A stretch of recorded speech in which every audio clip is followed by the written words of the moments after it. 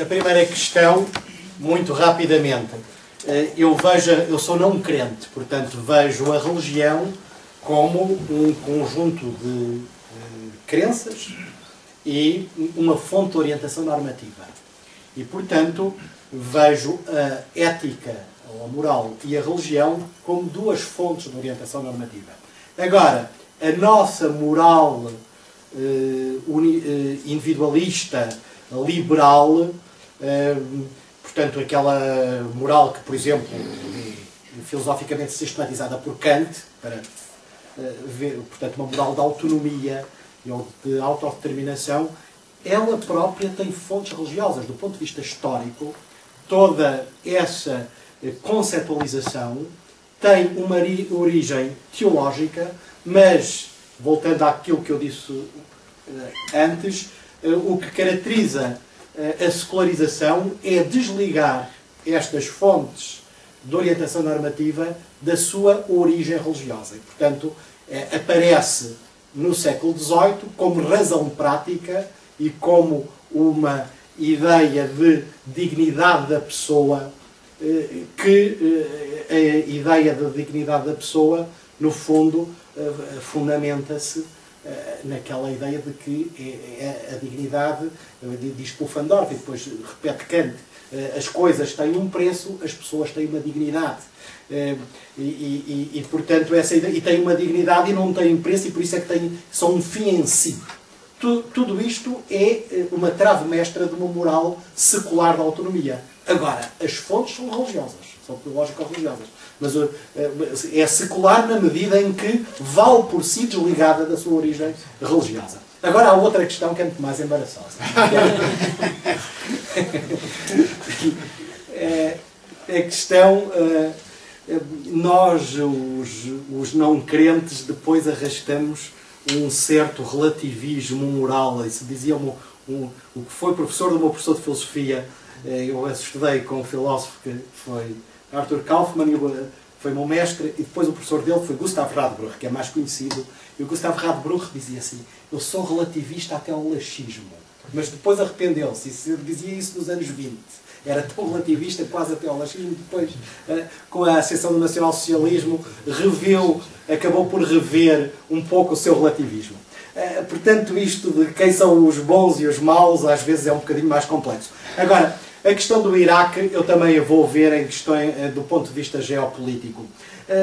O racional da intervenção do Iraque, e que provocou exatamente o contrário, era mostrar uma capacidade de dissuasão dos Estados Unidos relativamente a chamados Estados párias ou regimes párias.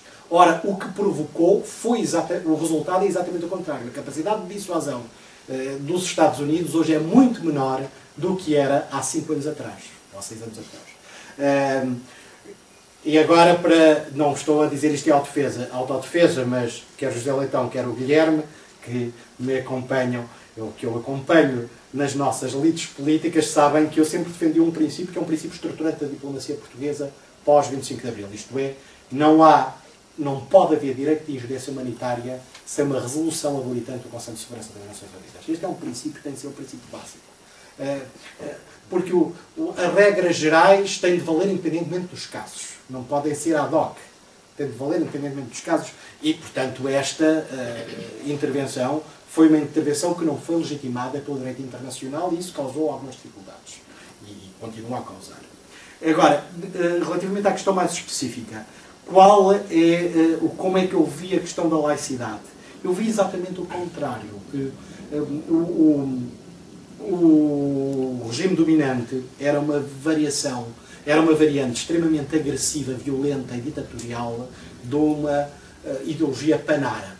Ora, o panarabismo, portanto, que era corporizada pelo Partido Baath e depois, obviamente, degenerou num sistema de poder pessoal violentíssimo com o Sr. Saddam Hussein. Mas o panarabismo é genericamente, mesmo mantendo as referências ao islamismo, regimes relativamente laicos. Portanto, mesmo definindo-se como uma identidade islâmica, mas são regimes relativamente laicos. Claro que Saddam, depois, sobretudo, da guerra Irão-Iraque, cedeu muito a líderes tribais e a líderes religiosos, mas isso por razões meramente pragmáticas para cimentar o poder. Agora, eu vi, de facto, uma ascensão de fundamentalismo religioso, nomeadamente fundamentalismo religioso xiita. Eu, portanto, organizei todo o Ministério dos Refugiados e o nosso princípio era manter uma isenção da administração relativamente às opções religiosas dos funcionários. E o ministro era xiita e, de facto, fundamentando-se na ideia de que os xiitas foram perseguidos por Saddam,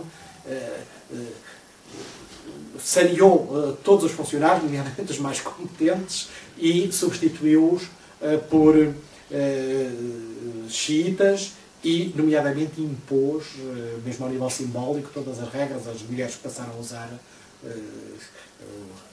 cobertura e, portanto, de facto, houve uma ascensão de fundamentalismo religioso no Iraque. Por exemplo, algumas pessoas que vendiam bebidas alcoólicas, pequenas lojas, foram degolados pelos islamitas. Agora, o grande drama no mundo árabe é que entre o panarabismo mais ou menos secular dos anos 50, a alternativa a esse panarabismo foi o fundamentalismo religioso. E, portanto, ou há regimes ditatoriais de poder pessoal, e a reação a esses regimes ditatoriais do poder pessoal é normalmente, não digo nem sempre, não correntes democráticas e reformistas, mas o fundamentalismo islâmico que se apoia nos mais excluídos da sociedade. E esse é que é o grande drama do mundo árabe. Interessantíssimo o que está a dizer, muito obrigado. Só posso, tem a ver com esta questão, só muito breve. Acha que há alguma razoabilidade, eu tenho pensado nisso, no facto dos países, ou panarabismo, de eles, chamemos assim, não terem tido uma revolução francesa na parte boa e má, na parte boa neste caso? Acha que isso tem a ver, por exemplo? Laicidade não? Eu acho que aí tenderia a diminuir a importância da Revolução Francesa. A Revolução Francesa é um episódio, um episódio na criação da modernidade europeia. E agora não quero aqui ser polémico, atribuo um papel muito mais importante à Reforma Protestante. A Reforma Protestante do que à Revolução Francesa na criação, portanto, de uma sociedade secular e de base individualista. A Revolução Francesa é um episódio que tem muito mais que ver com a constelação político-ideológica dos países da Europa do Sul do que propriamente na formatação da modernidade europeia ocidental. E portanto, não atribuo assim tanta importância à Revolução Francesa, a não ser para a França e para os países latinos.